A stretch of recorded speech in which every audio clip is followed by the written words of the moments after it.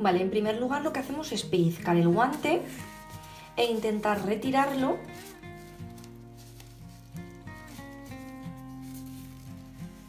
doblando.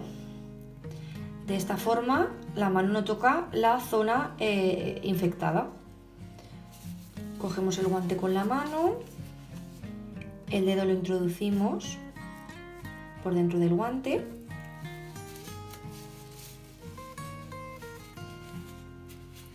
De esta manera podemos tocar el guante sin problema porque es la parte interna y no está infectada, y ya podemos tirarlo.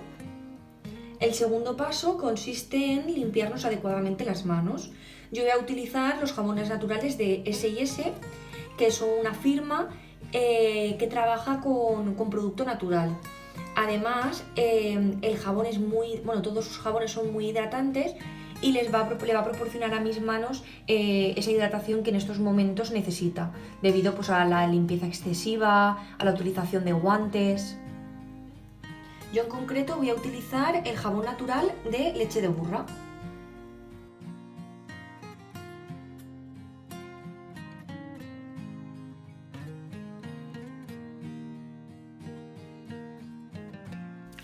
Vale, primero las palmas de las manos.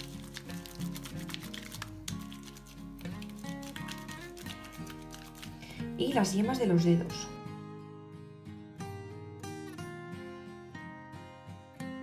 Ahora procedemos a limpiar los dedos.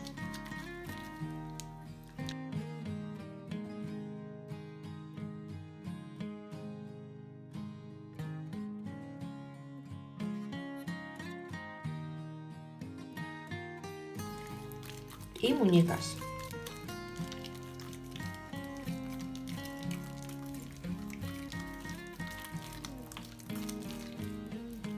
Como veis, el producto tiene mucho jabón.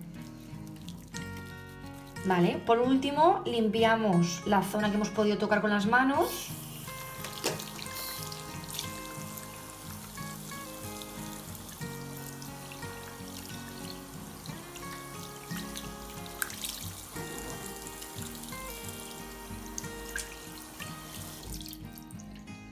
Los jabones naturales de S&S los podéis encontrar en la página web de Perfumerías Laguna.